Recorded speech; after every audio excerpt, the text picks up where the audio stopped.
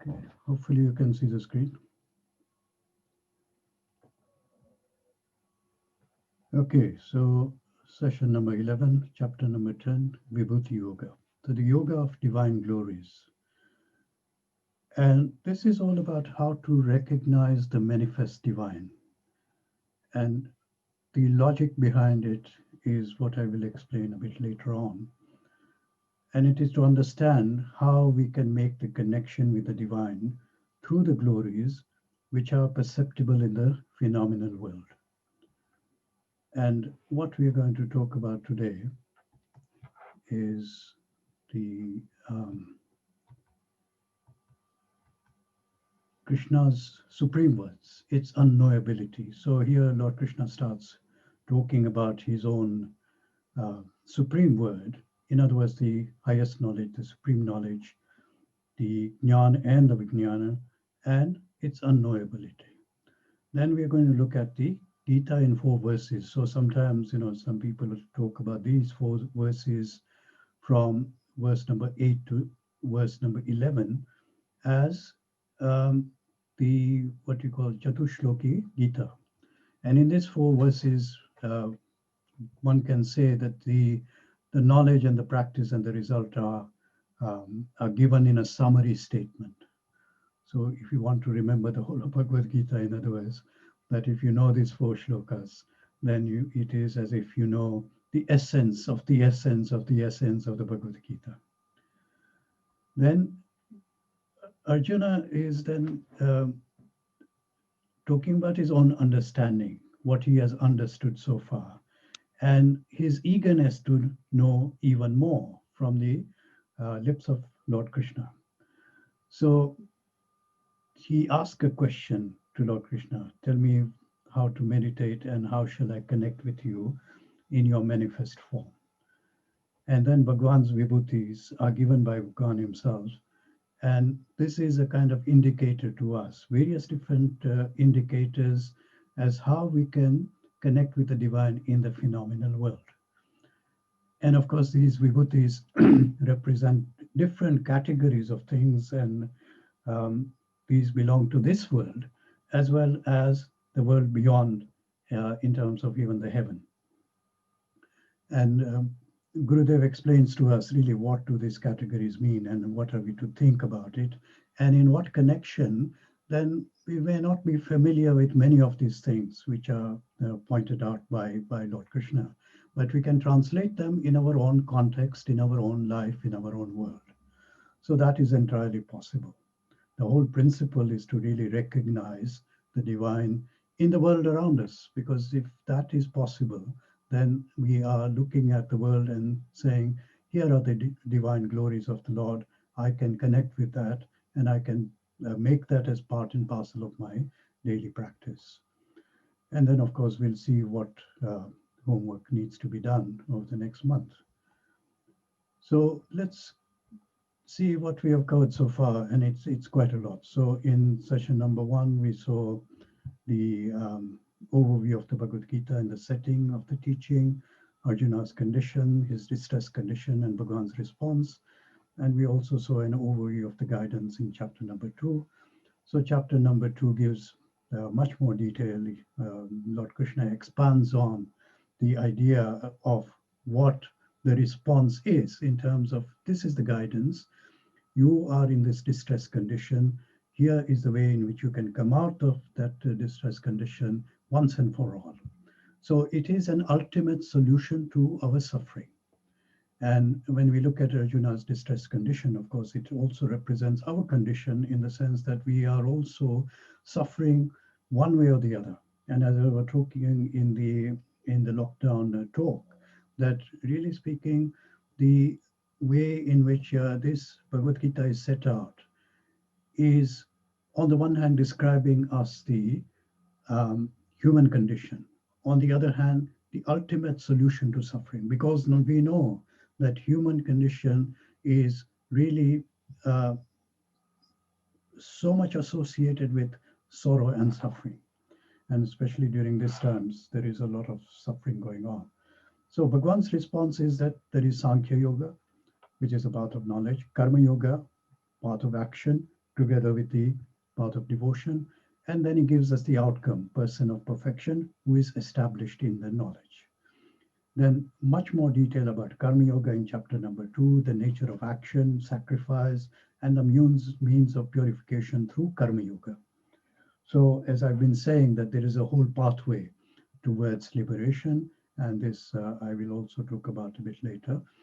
Then chapter number 4, renunciation of action in knowledge, so that with the knowledge comes renunciation while we are doing our daily transactions, and with that comes a sense of renouncing the action itself ultimately, so that we give up not only the idea of enjoyership, that I'm the enjoyer of all my actions, but we also give up this idea that I'm the doer of this action.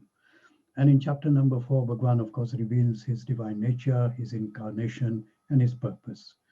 Karma Yoga, Bhakti Yoga is again elaborated upon, Saguna Upasana, and then Jnana Yoga, Nirguna Dhyana, which then follows towards learning about true renunciation and how this renunciation is available once that purification has reached a certain extent.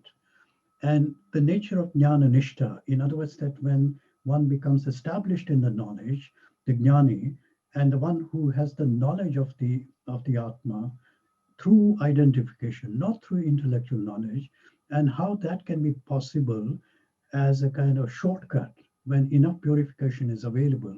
So somebody might be a young person, has already got this renunciation built into their kind of way of being in the world, and they at once go to jnana yoga and jnana nishtha, and then go straight into the path of knowledge. So that is also available to us. Then chapter number 6 was focusing on karma yoga, yoga of meditation, where Bhagwan mentions about the karma yogi, the sannyasi, the jnani, and also the techniques of meditation in a lot of detail, so that we can practice the way in which it is prescribed to us. Chapter number 7. Now this is where there is a switching of channel, because what happens here is that the first 6 chapters, as I've explained, is about the human and the human condition. The next 6 chapters are about the divine and the manifestation of the divine and the transcendental nature of the divine. And in the last 6 chapters of the Bhagavad Gita, we see that the Ishvara and the Jiva are really speaking one and the same thing. They are the same in terms of their essence. So that Brahman at the core of that reality, the truth which is in you, in me, in Bhagwan, really the difference is only the nature of the upadhis, or the superimposition, or the conditioning. And here in chapter number 7, there is a switch over to now talking about the divine for the next 6 chapter. And here Bhagwan talks about the Jnana and the Vijnana. In other words, the knowledge itself as intellectual knowledge, and Vijnan as a kind of experiential dimension of that knowledge, so that it begins to have this effect of inner transformation. Because as I've explained before, intellectual knowledge by itself is really not enough. We've got to put in the practice. With the practice comes the experiential knowledge. With that comes the inner transformation. Then yoga of the imperishable Brahman. Arjuna asks the questions about showing about to Brahman by remembering the imperishable at the time of death. So towards the end of chapter number 7, there are certain things which Bhagwan mentions, and then Lord Krishna answers his questions, and he says this is another pathway which one can follow, so that if you are not able to attain Jivan Mukti in this life, even at the end of your life, there is still the possibility that you can get liberated. And he shows us the whole technique of doing that as well. Then chapter number 9, the secret supreme knowledge, the secret, Raj Vidya, Raj Guhya Yoga, which is the pathway to liberation with supreme knowledge. This is the highest supreme knowledge, the secret knowledge which Bhagwan gives to Arjuna. So here I'm going to show you how the various different chapters and the themes are connected together. This is for your reference and learning, so that we can begin to see 700 verses. How are we going to actually think about it? In what way can we think about it? And we can think in terms of three things. Remember, Jiva, Jagat, and Jagdishwar. So, Jiva, we have to understand ourselves as what kind of condition in which we are, according to what Bhagavad Gita is showing us. So, for example, Arjuna's perceptions and arguments, his decision not to fight because of this conflict and confusion going on in his mind. This is described in chapter number one, number two. Arjuna's condition himself as a Shoka Moha Bhaya. These are the emotional experience he's going through. This is his distressed condition. He is in a state of crisis whereby he gets so confused he doesn't know what to do. And again, to refer back to our own experience, that we also go through these kind of grief, fear, and delusion in the moment. And Arjuna expresses further doubts and then surrenders to Lord Krishna in the beginning of chapter number 2. And Bhagwan Shri Krishna talks about the inevitability of action, that if we are in this lived experience of being human, then there is no choice but to act in the world. Then he talks about the desire clouded mind, the enemy within, towards the end of chapter number 3. And he talks about the mind. Is the mind a friend or is it a foe? Depends on you, how you use it. This is chapter number 6. And chapter number 7, he describes us to the ideas about bondage and liberation. So this is a human condition. And he also kind of talks about seekers and non-seekers. Why I'm describing this is because this is something which is built into the logic of this chapter as well. So seekers, the markers of a person of wisdom. So this is the seeker who has gone right through the journey and is now a person of wisdom. Talks about Karma Yoga, the spectrum of all the sadhakas, different types of seekers, 7 different types he's mentioning here. The Jnani talks about in chapter number 5 also, and the Atmavit, the one who is realized, Karma Yogi and Sannyasi in chapter number 6, the accomplished Jnani in chapter number 6 again, and the varieties of beings and bhaktas in chapter number 7, and those who surrender to the deities, and 3 types of people and God. So he has got a way of describing different kinds of seekers, non-seekers as well as seekers. And he's pointing out that each one of these seekers at various different stages of their own inner development can join this pathway at whatever point is appropriate for them. And the Bhagavad Gita is wonderfully put in this way, whereby it shows the whole kind of roadmap towards going from wherever you are to attaining the ultimate purpose of life, which is liberation. And of course, we know about the human seeking as to seeker. We have seen the human condition. We have seen how they kind of turn onto the path of spirituality. They become seekers, different types of seekers at different levels of entry. And here, these are the different pathways which Bhagwan also talks about: path of action and devotion. Krishna's guidance, first of all, on the basis of social norms, his guidance on selfless action, role models, secret of right action, wrong action, inaction, chapter number 4, action as sacrifice in the highest knowledge. This is also in chapter number 4. In chapter number 6, Karma Yogi and the Sannyasi.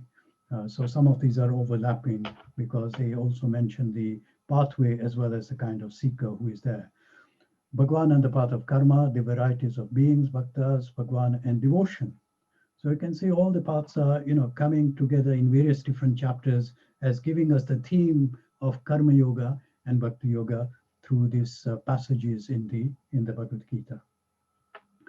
And then going on further, the path of knowledge, and starts with Sankhya Yoga in chapter number 2, knowledge sacrifice and the sword of knowledge in chapter number 4, method of becoming Brahmanishta in chapter number 5, the nature of Jnana Nishtha, basis of meditation, the technique of meditation in chapter number 6, and of course the yoga of concentration, which is chapter number 8, whereby he says, yeah, you have not attained Jivan Mukti in this life, but at the moment of death, with the yogic way of concentrating, you can attain to to the pathway of liberation.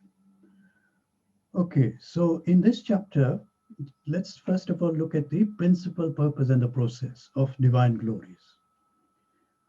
Of course, Bhagwan is giving all this to Arjuna because he's asking him specifically, how do I kind of recognize you in the world around me? And how can I then connect with you through the phenomenal world to know that you are the manifest divine in this world? So that is the principle. And here Bhagwan gives many, many categories of thought and how to maintain a continuous awareness of the divine.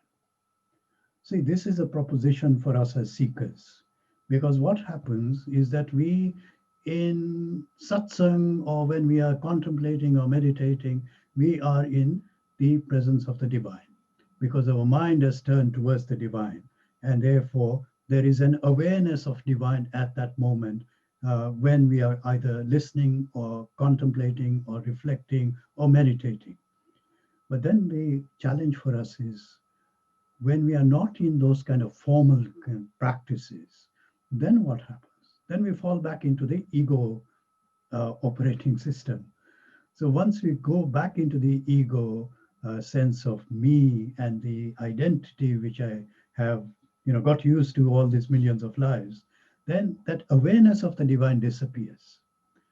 So it is like we fall down back into the ego, and we have to continuously try to come into the awareness of the divine through some method or the other.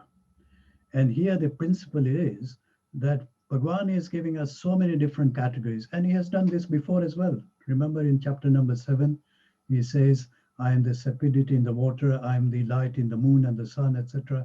So that when we see the moon or the sun, at once our connection with the divine begins to arise, this awareness of the divine. So in this chapter, he's giving us many categories of thought to maintain continuous awareness of the divine. And that is really the purpose.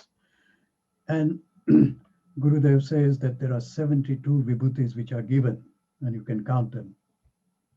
They are otherwise endless. What Bhagwan says, this is really a tip of the tip of my manifestation. And if I give you the whole thing, it is an endless matter because after all, Bhagwan is infinite. So his glories, in fact, are also infinite. But how can we then begin to get a summary of that? This is what Bhagwan has given to us. He's giving us these 72 Vibhutis so that we can begin our journey of connecting with the divine through the phenomenal experience. So what does it do? When we connect with this in this awareness of the divine on a continuous basis, it creates bhakti, it creates this divine adoration through the glories of the divine. So bhakti bhava comes to the forefront, our knowledge begins to get deepened, and our actions when we are in this kind of mode of functioning also turn towards the divine. It deepens our faith in the sense that if I'm continuously in the connection with the divine, then whatever I see through those kind of lenses, as it were, it makes me to remember the divine in each and every moment of my existence. And therefore, the enthusiasm for making this journey fruitful for us also begins to arise in our mind. So there is absolutely a benefit in terms of this continuous awareness of the divine. And we need to kind of understand that there is a significant value when we begin to do that through this prescription which Bhagwan is giving us. So chapter number 7 and 8, you remember Brahma Upasana is there for us, and we continuously try to do that, and the prescriptions and the methods and the techniques which are given in the Bhagavad Gita, the discipline of the mind, the discipline of the intellect, the senses, etc., and how we are orienting ourselves towards the divine using these instruments, and even the body in terms of our transactions, all that is upasana, right? And if the issue here is that if there are vasanas which are still there, we are not able to see this oneness. The idea is to go from this duality to the non-duality in the Advaita Vedanta tradition. The whole point, the purpose is that If we want liberation, realization has to be there. Realization means that there is a oneness of experience of the totality of this universe and beyond. And that requires for us to step out of this duality. We will be in duality as long as the vasanas are there. And as long as the vasanas are there, there is not enough purification. So what we need to do is keep on churning. And this churning is about this purification. So we can think in these terms that Uttamadhikari, who is lifted himself into that kind of purity to an extent whereby just by closing the eyes and focusing the awareness, he goes into this I awareness as the witness of whatever is going on. This is the Uttamadhikari who is purified to a large extent. Then the Madhyamadhikari is the one who is still kind of in between the Manda and the Uttam. And here the focus is on the Om meditation. So there is some support which is required. Whereas for the Uttamadhikari, there may not be any support which is required. Now, this is the difference between Savikalpa Samadhi and Nirvikalpa Samadhi, which is given in the Yoga Sutra, and Gurudev also mentions in the text as well in the Bhagavad Gita. So, Nirvikalpa Samadhi means there is no alambana, there is no support which is required for your meditation. That is the highest form of meditation. The step down way of doing meditation is to have some support, whether it is something physical related to my body or something outside myself. You can look at the image of God and say, I'm going to focus on this, and that kind of focuses the mind, makes it to become still. Or you can chant Om. Chanting Om or chanting a mantra is really one way of then getting into that single pointedness of the mind. And of course, it has also got its own benefit in the sense that purification begins to arise because that connection with the divine is made through, in this case, through Om, through sound. And then the Manda Adhikari is through name and form. So this means that the primary relationship between me and my God is through a specific name and form, or many different names and form, or many different types of gods and goddesses I can connect with through my puja, through my japa, and through my contemplation about that deity. So we can think of this way of the adhikari and the practice which is appropriate for that adhikari. And this is important to remember in this chapter because the divine glories are set in a certain way that it applies to one of these adhikaris. So um, it is also important for us to remember and to try to understand where we are in our journey. So if we require support as a kind of physical entity in front of us, then of course there is much more purification to be done. Madhyamadhikari needs also purification. And then the Uttamadhikari, who has gone to a large extent in his purification, requires little support of anything else. Okay, and from support of the name and the form, in other words, from the name and the form, we go to the I awareness, and from the I awareness, we kind of transcend into the ultimate reality as knowledge of Brahman and also identity of Brahman. So, like Bhagwan Ramana Maharshi talks about, from the I thought, from the this thought, which is about our objective world and the objects of our experience, to the I thought, which is the awareness. So here's the journey again. We can think in terms of where am I in terms of my relationship to the divine? Is it through the physical name and form, or is it just through awareness itself? So this is really the kind of principal purpose and process of the divine glories. So I think keep this in mind while we talk about the rest of the chapters as it unfolds for us through the guidance of Bhagwan. Okay, so just to remind ourselves again, I talked about this before, is knowledge is required. Knowledge is then to be translated into practice for that inner transformation. In this case, what we are talking about is that we are in a state of suffering. Sattvification is required, inner purity is required so that we can go to the ultimate purpose of our life's journey, which is self-realization, which is really another name for liberation. And of course, intellectual knowledge takes you only this far. We can keep on kind of reading, reflecting. But what we need to try and do is all the time ask ourselves this question: how can I translate this knowledge into experience through some kind of activity? And activity here is what we call sadhana. Sadhana can be done at the transactional level. It can be done at the mental level in terms of devotion and feeling, and it can be done at the intellectual level as jnana yoga or meditation and contemplation.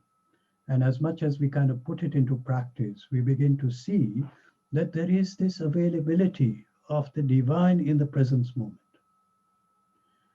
And it is this experience which we are looking for. Okay? So the thoughts can come easily because we can read, we can reflect, we can think about this thing and kind of clarify our knowledge all the time through this Shravanam and Mananam. But really, the most precious thing is to have the presence of the divine in the moment.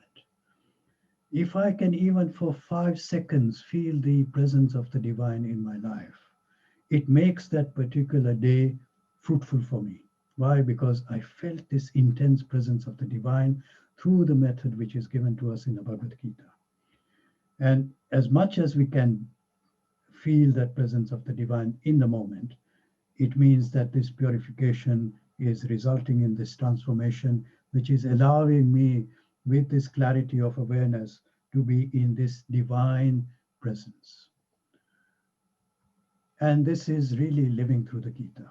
So if you think about what does it mean living through the Gita, is actually living.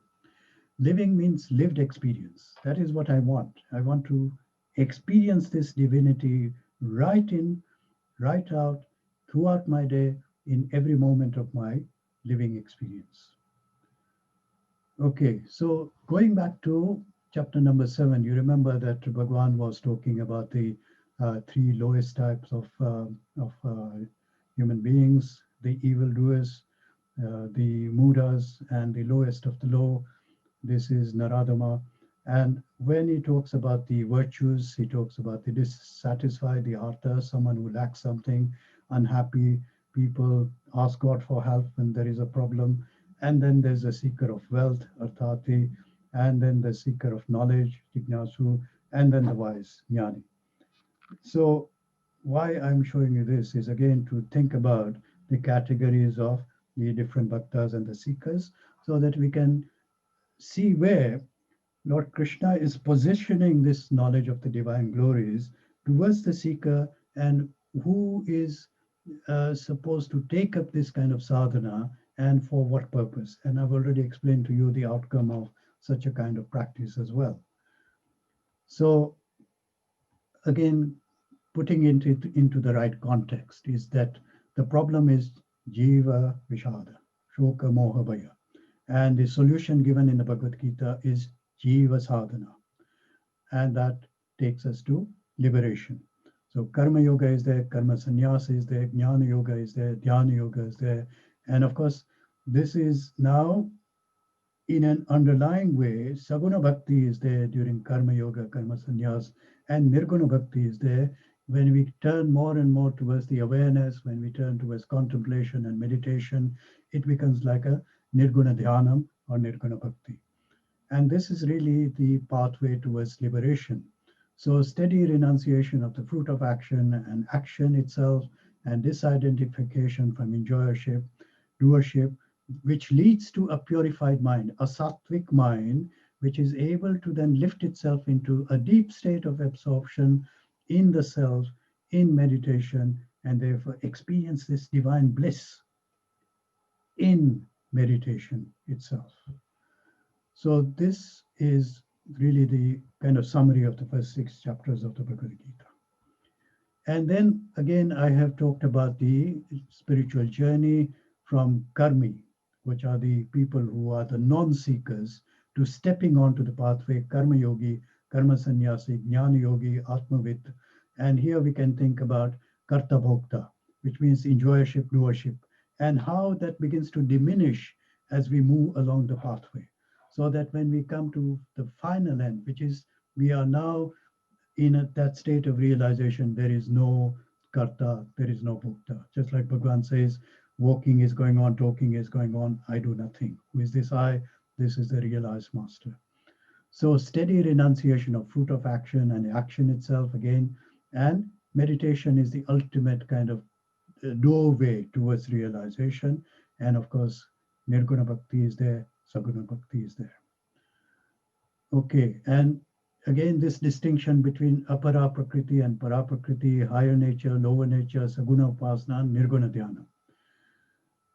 This is also in context with what Bhagwan is going to talk about in the divine glories, so that when we are not yet ready for nirguna dhyanam, whereby we are not able to meditate or have this um, um, meditative experience without any kind of support, when we are not ready for that, then we can go on to Saguna Upasana, which means that knowing the divine with attributes, Saguna Tattvam, and through that we can begin to um, connect ourselves to the manifest immanent divine. Whereas in the other one, it is more about the transcendental divine through deep state of absorption in meditation. Okay, so this again is related to what I'm going to talk about. So here we got the Ajnani who goes to repeated births. He is not interested in following any kind of pathway towards liberation. He probably does not even know anything about spirituality, but Bhagwan has not left him out either. He has shown a pathway towards liberation even for the Ajnani. So here the Seeker has got, broadly speaking, the Sankhya and the Karma pathway, whereby unmanifest Brahman or manifest Brahman, and both of these have got different kind of ways of looking at what is involved with that. And the manifest Brahma is really uh, Bhakti Yoga, Karma Yoga, and this is a upasana which is taken up right at the very beginning of our spiritual journey, and we kind of get involved in this kind of upasana so that the purification can take place. And then dhyana and the jnana yoga, the bhakta and the jnani, they kind of go in different pathways. But of course, we know that one is these are not kind of unrelated, because the upasana then turns into dhyanam as much as purification has taken place. And when both these things come together, jnana and vijnana, with a complete knowledge, then we become established in the knowledge, and therefore liberation is possible. And then this is really one way of looking at this whole journey. And then, of course, as I said, that Bhagwan does not miss out the Ajnani. He says that even by sometimes hearing about this knowledge, that particular forms the seed of experience, whereby then at one point or the other, he will begin to come on the pathway towards liberation. So nothing is left out, nobody is left out. And this Bhagavad Gita is such a wonderful text which everybody can learn about, and to practice all the techniques Bhagwan is giving us, so that we can attain the real purpose of our life, which is liberation. Okay, so let's go to the text now. So first of all, Bhagwan Shri Krishna says, listen to my word, so my supreme word. In other words, the highest knowledge, which I, wishing for your welfare. See again how Bhagwan is so compassionate that I'm giving you this supreme word, not that I'm telling you, I know all this stuff and I'm going to tell you this stuff and you just stay there and listen. It is about wishing his welfare. And think about it, it is not Arjuna's welfare, but it is also our welfare as well. That this Bhagavad Gita is really for our welfare as well, so that we can begin to come out of this lockdown of Ajnana. And he says, I declare to you who delight in hearing me.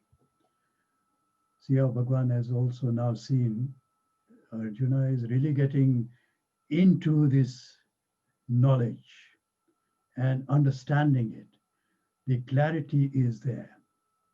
The conviction is also there. But he wants to listen to it again. So Bhagavan is telling him that I'm giving you this supreme knowledge, wishing for your welfare, and I'm going to declare it to you simply because you delight in hearing this knowledge.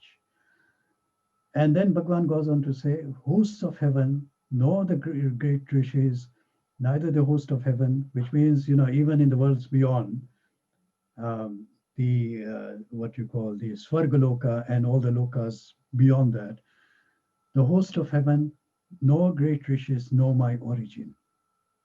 For in every way, I'm the source of all the devas and the rishis. Now, it's interesting how Gurudev actually gives us the translation of this rishis and the host of heaven. So he says that these seven rishis are actually part of our microcosm. In other words, that this microcosmic entity, which is myself, we can think of these seven rishis just sitting here. These are the five tanmatras: buddhi, ahankara, and the devas are the sense organs. So these are the hosts of heaven. And the this way of looking at it then allows us to kind of understand how we ourselves are functioning as this individuality. So yes, on the one hand, we can think about the great rishis and we can think about the host of heaven, the devas, and how they cannot know Bhagwan's origin. Now, if what Gurudev is telling us is that it is really one good way of understanding is to think about it as our inner constitution, the sense organs and the mind and the buddhi and the tanmatras, is that it explains why Bhagwan is saying why they cannot know my origin. Because we are now thinking about the operations and the functions of the body mind intellect, and the body mind intellect is not capable of knowing Bhagwan's origin. Bhagwan's origin is what? Brahman. If we think about this transcendental origin from which everything is rising, then it is not possible for the senses or the buddhi or the mind or any part of my body mind intellect to know Bhagwan's origin. So that kind of makes sense, because if you think about this as the buddhi and the sense organs, then I cannot know it because it's beyond the body mind intellect.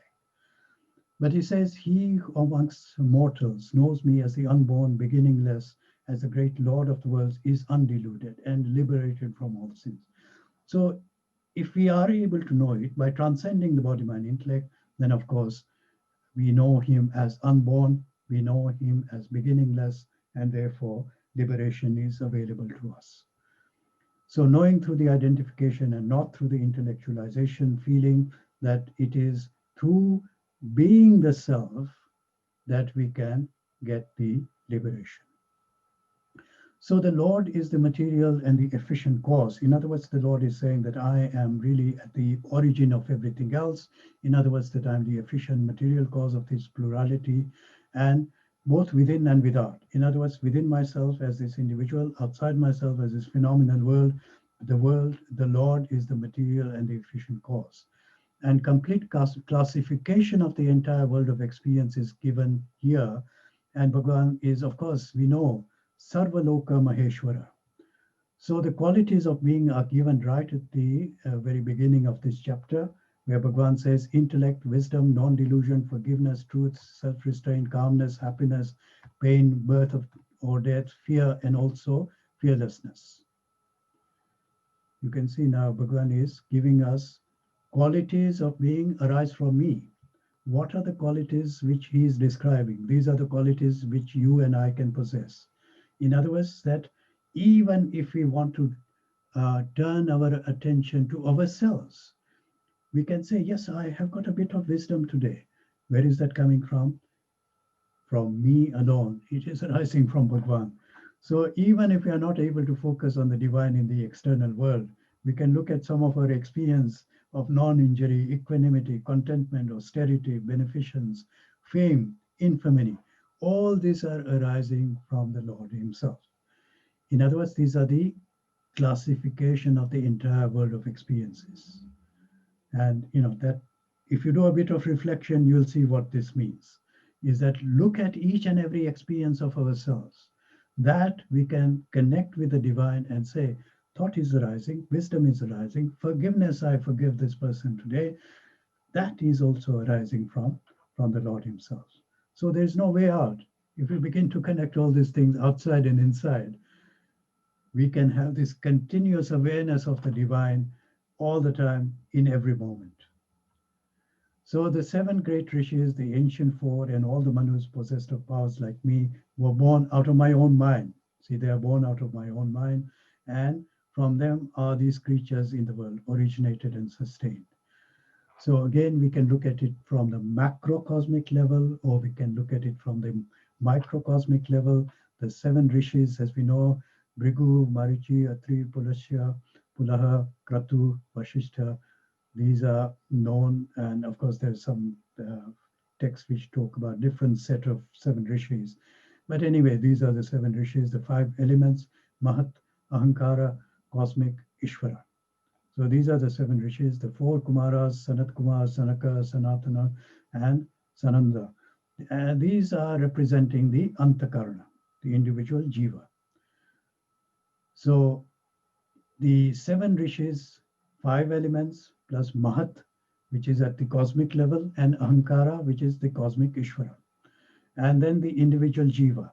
And the Manus are Savarni, Dharma Savarni, and Daksha Savarni, and the Savarni. Now we can think of this as the four categories of temperament that can also be kind of included in this macrocosmic, microcosmic way of thinking. And he who in truth knows this manifold manifestation of my being, macrocosm as this vibhuti, and this yoga, power of mind, which is microcosm, we have mentioned all these experiences, this translates itself as sentiency. That person becomes established in the tremorous yoga. There is no doubt about it. This description which Bhagwan is giving here is this continuous connection with the divine. And knowing this manifold manifestation and having this connection, whether it is individual or whether at the cosmic level, he becomes aware, he becomes established in this tremorous yoga, which means unwavering. Unwavering means what? We are not going back and forth from the ego to the consciousness of the divine. We stay there. Why? Because it is a continuous awareness of the divine. So try this tremorless yoga. It is possible to do it through the method which Bhagwan is giving us: macrocosm, outside yourself; microcosm, within yourself. Associate each and everything with Bhagwan, and it becomes like a unwavering yoga union with the divine. There is no doubt about it. This is what he's saying. So let's go to the next section, the Gita in 4 verses. So Bhagwan here is saying, I am the source of all. From me, everything evolves. Understanding thus, the wise endowed with loving consciousness worship me. So again, it's kind of having this knowledge, understanding it deeply, and then having this relationship with the divine through loving consciousness. In other words, the devotion, that worshipping through devotion by understanding with the right knowledge, knowledge that the Lord is the source of all, and from me everything evolves. In other words, the transcendental and the manifest, the phenomenal and the transcendental. And when I, as this individual, relates to the divine in this manner, then it is that this person becomes the wise person. It becomes a jnani. So in other words, the same truth is expressing itself through the macrocosm and the microcosm.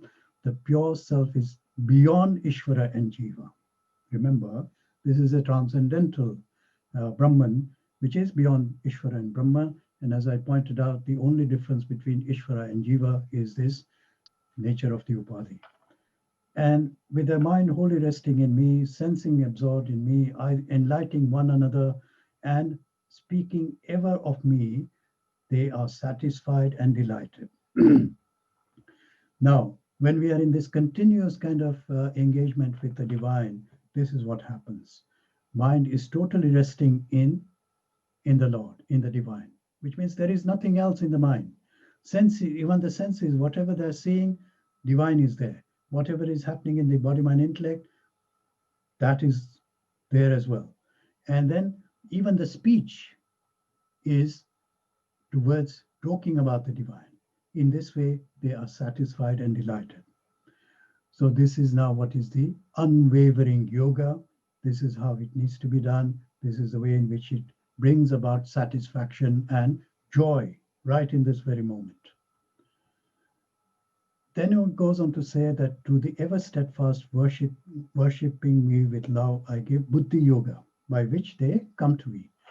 So in this kind of way, whereby this devotion is taking place with love, and Bhagavan says, I give you Buddhi Yoga. Now, what does Buddhi Yoga mean? You remember in 239, Gurudev translates this as the right knowledge gained through contemplation and meditation on the infinite nature of the self. This is called Buddhi Yoga. Right knowledge through contemplation and meditation. This is where we are employing the Buddhi. That's why it's called Buddhi Yoga. And come to me. Deep contemplation leads to Savikalpa Samadhi, which I mentioned earlier on. Savikalpa Samadhi with a name and a form, with an object for our meditation. This support which we take in meditation, this is called Savikalpa Samadhi. And this is how Bhagavan says, you will come to me. And then he goes on to say, out of mere compassion for them, I, dwelling within their hearts, in this way in which, the steps have been taken, continuous awareness of the divine, and through Buddhi Yoga, right contemplation and meditation, and then going deeply into contemplation, Savikalpa Samadhi, Bhagavan says, what I will do, I will dwell in your heart, destroy the darkness born of ignorance by luminous lamp of knowledge. This is Nirvikalpa Samadhi. See again the fabulous way in Bhagwan takes us stage by stage, step by step, and giving us the techniques of how to take each step on the pathway towards liberation. So Savikalpa Samadhi, when we have gone through this process of Karma Yoga, Bhakti Yoga, then coming to contemplation, meditation with Savikalpa Samadhi, and then going deeper into absorption without any kind of support, it becomes Nirvikalpa Samadhi and leads towards enlightenment. So here is where now Arjuna comes in. He is going to say to Bhagwan, you are indeed the Supreme Brahman, the Supreme Abode, the Supreme Purifier, Eternal, Divine Purusha, the God of all gods, unborn, omnipresent. So now this is Arjuna talking about what he has heard so far and what he has understood. And he has understood this thing about Bhagwan, who is, remember that we are still on the chariot. And Arjuna is talking to Lord Krishna directly and looking at him as this name and form standing in front of him. And he has recognized that beyond this name and form is to be understood that Bhagwan Sri Krishna, who is in the chariot with him, is Supreme Brahman, the Supreme Abode, Supreme Purifier, etc. And he says, all the rishis have declared this about you. So he says, even the rishis are talking like this, and they are to be relied on because they are the great rishis. They have got this knowledge in a very clear manner. He says, Dev Rishi Narad. So those of you who have read Narad Bhakti Sutra with me, you will know how Narad Bhagwan talks about the path of devotion in the Narad Bhakti Sutra, and also Asita, Devala, and Vyasa. And now the same you yourself say to me. So what he's saying, I have heard it from all these saints, the rishis, the same thing which I'm telling you. You are the Supreme Brahman. You yourself are declaring this to me right now in this way in which you are talking. You have been telling me this, giving me this knowledge. Wonderful, right? But even Arjuna is very clear in his mind now. Remember, right at the very beginning, he was so confused he didn't know what we were saying. From there, look at what he's saying. He's very clear in his mind. He has even brought, the rishis, Narada, and also and what they are saying, bringing that to his mind. knowing the connection between what Lord Krishna has been telling him and putting it all together in this kind of way. I believe all this, he says, I've got full faith. I believe all this that you say to me as true. What a statement to say that I've heard all this and I am convinced. Lord Krishna is convinced Arjuna by this time. He says, I believe all this that you say to me as true, O Keshava. Verily, O blessed Lord, neither the Devas nor the Danavas know your manifestation identity. So he has even understood that the Devas and the Danavas, the Devas and the Asuras, they don't know your manifestation. Why? Because they are not in a position to go beyond this body-mind intellect. They are, looking at this duality of the subject-object. That is what they're experiencing. And as long as they're located in that kind of way, this is not available to them. So he goes on further to say, you yourself know yourself to be yourself. Know the self by yourself and with yourself. O Purushottama, Supreme Purusha, source of beings, O Lord of beings, God, ruler.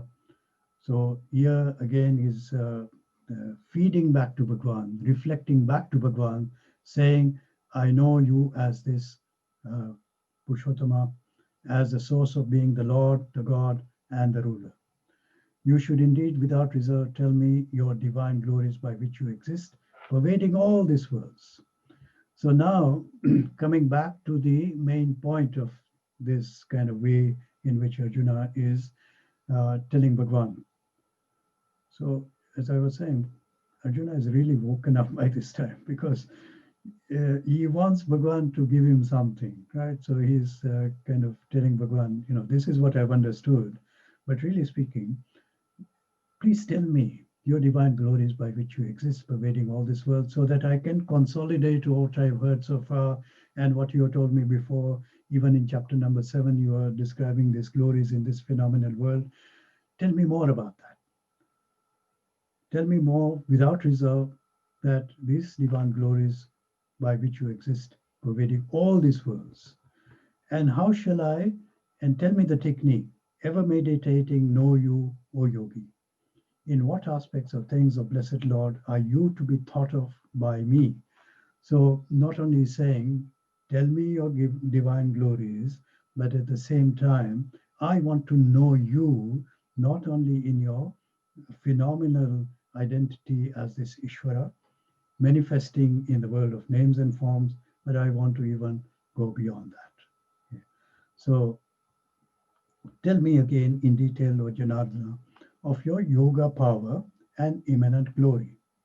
So remember, yoga power he talks about in terms of the individual jiva, that whatever power is being expressed in this sentiency, which I'm aware of at this present moment, that becomes an expression of the Lord. And he gave us a whole list of things before in the first 10 verses. He's telling us that wherever there is intelligence, wherever there's this forgiveness and kindness and compassion, that is nothing but qualities of being which are arising from me. This is yoga power. And then the immanent glory is what we see right in front of us as this world of names and forms. I do not feel satisfied by hearing your life-giving so and so nectar-like speech. So tell me again. So, because I want to hear it so that I can get satisfied. Remember what he was saying about those who are actually engaged with this kind of way. Remember that they were kind of talking about where are we? Satisfied and delighted in verse number 9. Satisfied and delighted, and this is what Arjuna is saying now, that I want to hear your nectar-like speech so that I myself can get satisfied with this knowledge of the divine glories, and through that knowledge I can become connected with you in this manner. So Arjuna recognizes, acknowledges the divine manifestation of Krishna, heard through others and through Krishna himself. He gives the attributes according to what he has already heard. He accepts the truth of all Bhagwan is telling him. Arjuna glorifies Bhagwan with reverence and awe and acknowledges the subjective experience of the truth. And he says he is eager now to know how to, he can recognize the ultimate truth through expressions in the visible universe. And he asks, in what aspects or things should he meditate upon to experience the presence of God here and now? Isn't this what we keep on asking? Where is God? Where is God? How can I connect with God? How can I know the presence of God in my life, wherever I am, whatever I'm doing? And how can I be satisfied and be delighted by the presence of God in my life? So God is not some remote entity which we have to kind of try and you know engage or connect with in some way. God is available here and now, as much as we kind of follow this prescription of Bhagwan, where he says, through my divine glories, and that's why it's called the yoga of divine glories, because that is the union of me with the Lord, union through his divine glories. And then he says he wants to know again. Remember, he's already been told about this in chapter number 7, 8 to 12, and the personal and the cosmic manifestation of the divine. So this is how Arjuna has actually, formulated or constructed his way of talking to Krishna, so that Bhagwan is, he knows that Arjuna is delighted in hearing about these glories, and he is going to give it to him in this kind of way. So he's unsatisfied. He wants to hear more and more of the nectar-like speech, so that he can also get satisfied and experience the joy within himself.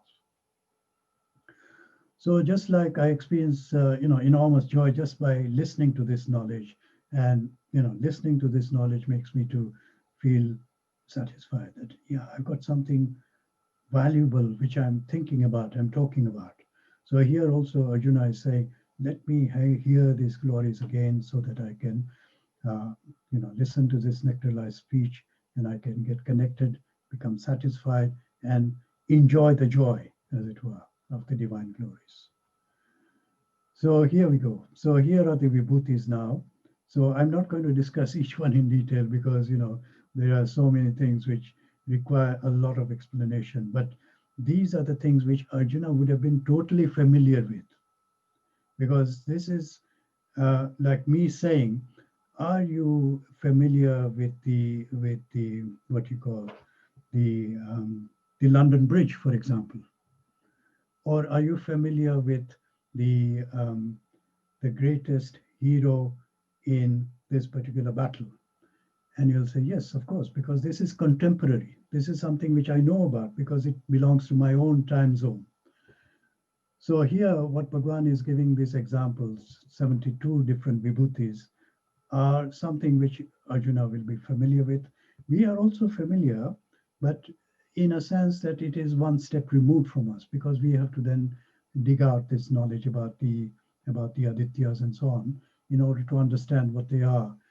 So our connection may not be immediate, because we are then going one step into this process of connection. And therefore, if we can think of the principle behind it, and that's why I want to take you through this principle again, so that we don't have to think about the categories which Bhagwan is necessarily talking about, but the content of that category is available to us here and now. That's the main thing to remember. So many categories of thinking, again, continuous awareness of the divine, major 72 vibhutis which are given, which are otherwise endless, and bringing these into the moment creates bhakti, love, faith, enthusiasm on the journey.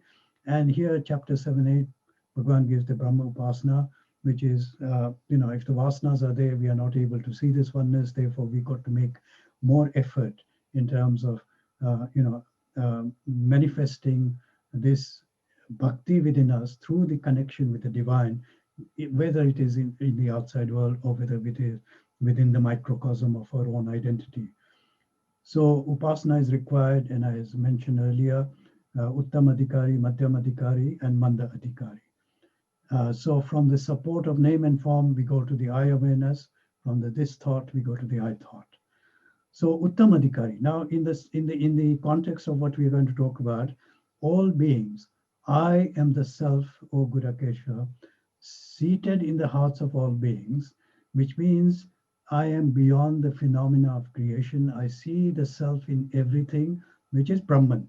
So this is one level number one of Nirguna Dhyana. This is the highest kind of Uttamadhikari who will see it in this way. This is all in one. And he can go into this transcendental meditation on Nirguna Dhyanam because he has already reached that state of purification. Madhyamadhikari comes down one level down, which is that he is looking at Ishvara, which is the totality of creation. So when he says beginning, middle, and end, he is talking about space and time, which means what? It means that beyond the names and forms, I see Ishvara containing all.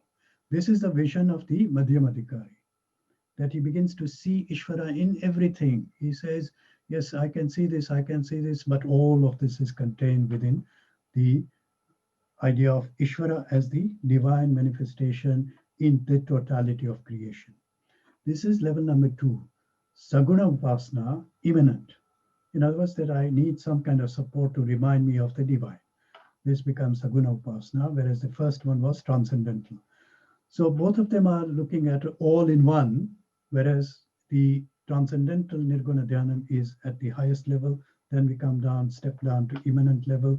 And then Bhagwan says that uh, I will declare to you now my divine glories, immanent in their prominence. Best of gurus, there is no end to the details of my extent. I am the self, seated in the heart of all beings. I am the beginning, middle, and also the end. This is the opening statement which Bhagwan makes for the Madhyamadhikari and the Uttamadhikari. And the rest of the things now he's going to mention is Saguna Upasana for the kind of, you know, person who is on the path. He has not really gone very far, but he needs constant reminder of the divine in this kind of way. So this is a list of all the 72 things. I'm not going to go into any of these details, but just to give you an idea, Adityas, I'm Vishnu, luminaries, the radiant sun, Rudras, I'm Shankara, Yakshas and Rakshasas, I'm the Lord of Wealth, Kubera, and generals, I'm Skanda, lakes, I'm the ocean, and Rishis, I'm Brigu, and so on and so on. So here you can see different types of categories which Bhagwan is giving. So people, things in the world, various different entities in the world, not only in this world, but even going beyond. So when he says Rudras, for example, and when he talks about, you know, the rishis, the divine rishis like Narada, and the Gandharvas which are not in this world but beyond, and the perfected munis like Muni Kapila.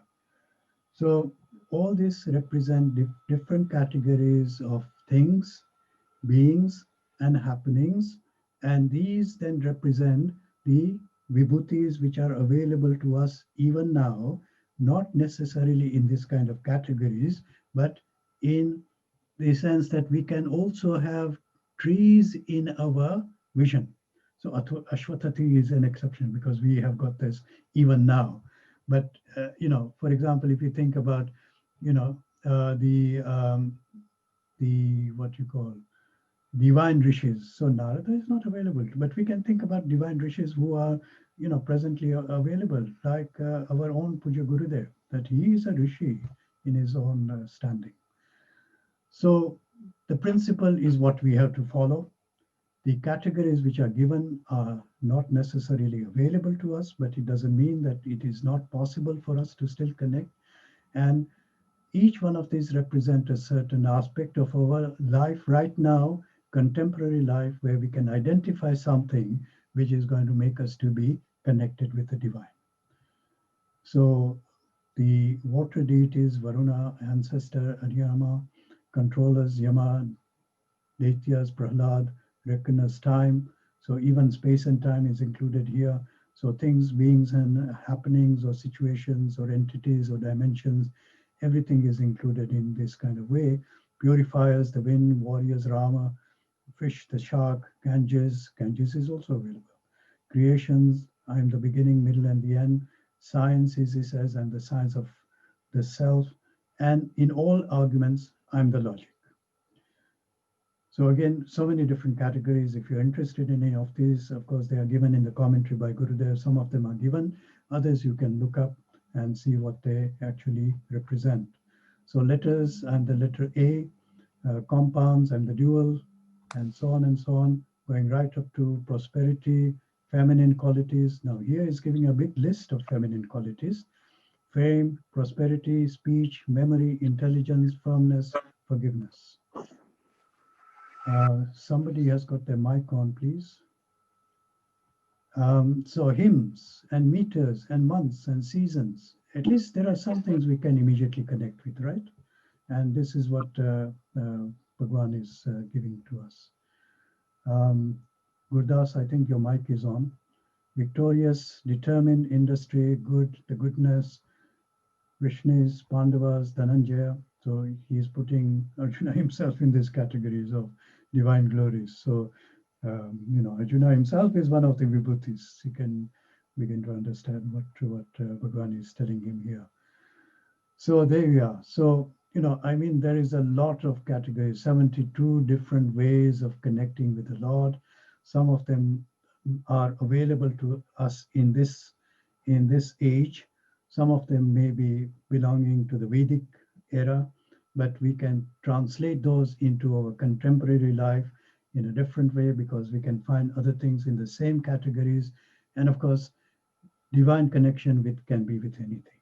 If just we get the principal idea that any phenomenal thing, being or object or situation or dimension is really nothing but the manifestation of the divine, we can do that outside and within ourselves. And as we begin to do that, this constant, continuous awareness of the divine can begin to develop.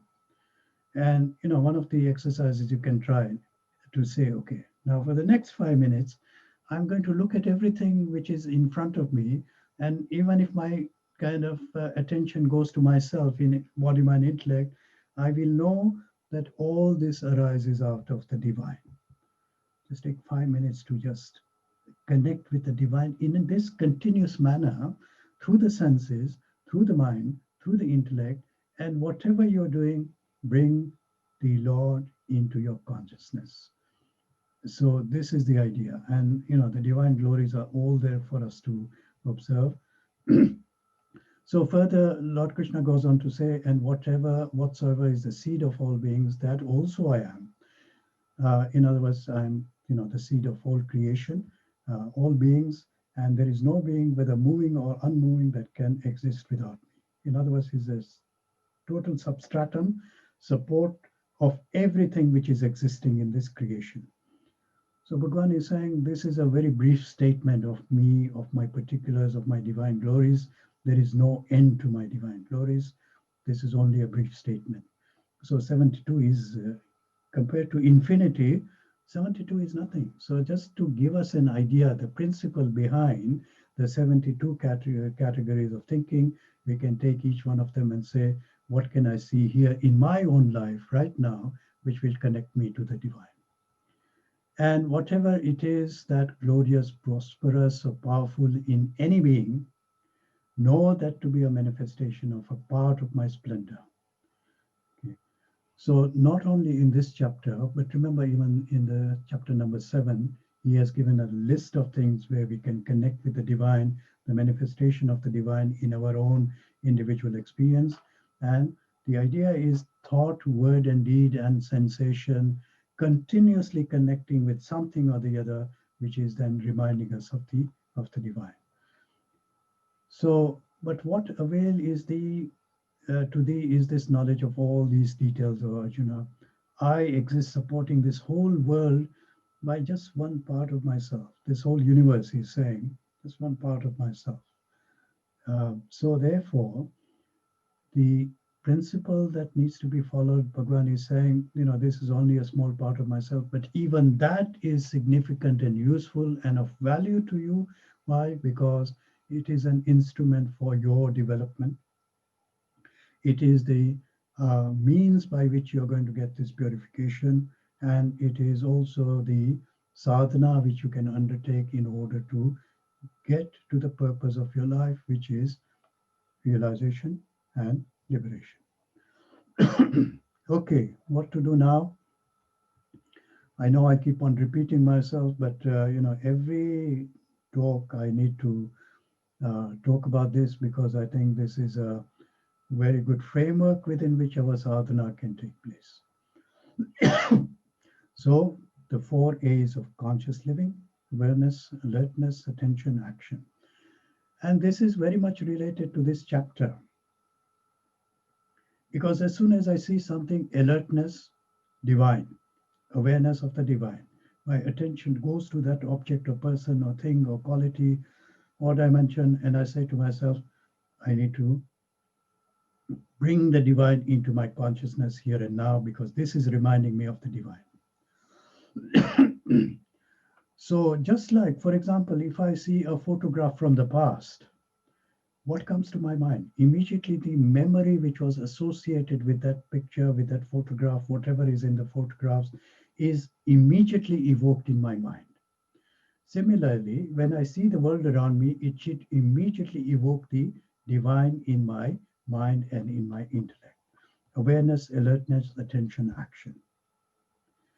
The four B's of learning about myself: letting go the ego self.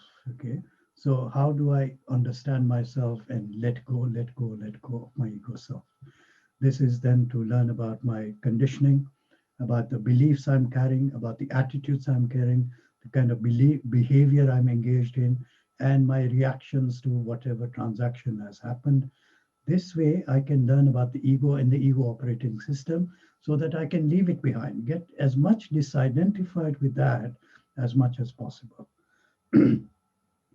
Again, a very useful framework to keep in mind when we want to understand what happened. What happened just now? When I was just saying something and all of a sudden I became angry because this person said something. Now we know that kama, krodha belongs to the ego.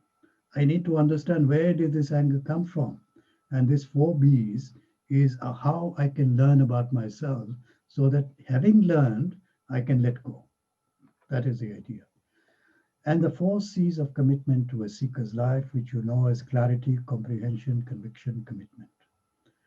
The more clarity we get in terms of this knowledge, comprehension in terms about how this knowledge relates to me individually as this person living in this world and my life.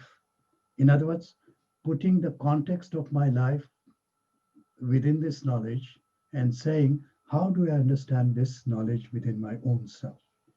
That begins to turn into conviction about this knowledge, that this is the right knowledge for me, this is the right pathway, I want to commit myself, and therefore the commitment will come. So if the commitment is just a bit wavering, we can do all these things of four A's, four B's, and then clarity will come, comprehension will begin to develop, and commitment becomes deeper and deeper and deeper. So that there is no life other than the spiritual life. If that comes to you, I'm guaranteeing that Jivan Mukti will be available to you. If you say to yourself, just like somebody says, there is no life without wife. Here I'm going to say there is no life without satsang. There's no life without the jnana. There's no life without vijnana. If that comes to me, then I can say, yes, I'm satisfied that I'm going to achieve the purpose of my life. And then the four D's of attitude: sadhana, abhyas, determination, devotion, dedication, discipline.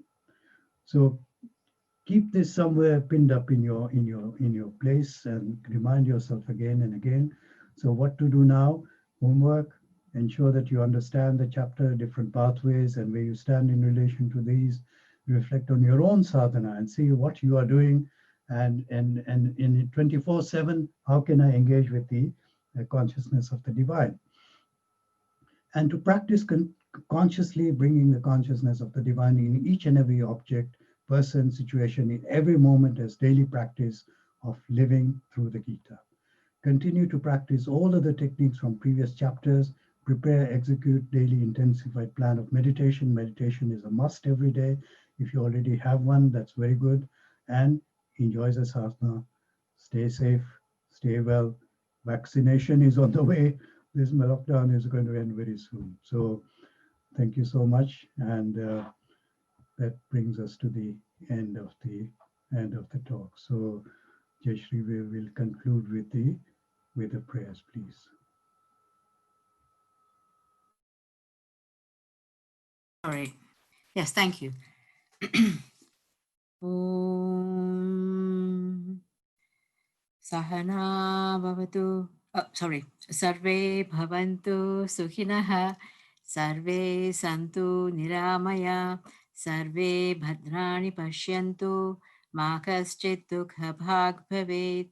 Om Asato Ma Satgamaya. Tamaso Ma Jyotirgamaya. Mrityorma Mritam Gamaya.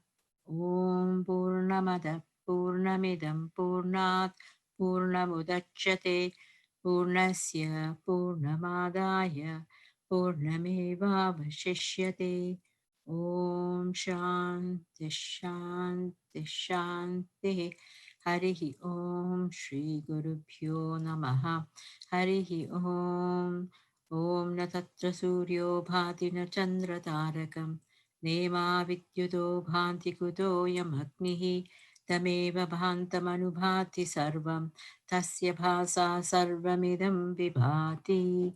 Boliye Shri Satgurunath Maharaj ki jai. Hari Om.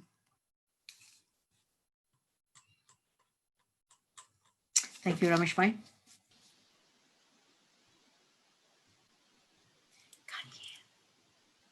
Hari Om. Thank you. Hari Om. So thank you so much. And next time we'll be meeting is in the new year. Meanwhile, stay safe, keep healthy, and keep on your sadhanas. That's the main thing. Is as seekers, keep on doing your sadhana, abhyas, and vairagya. So thank you very much, and see you next time. Hari Om. Thank you.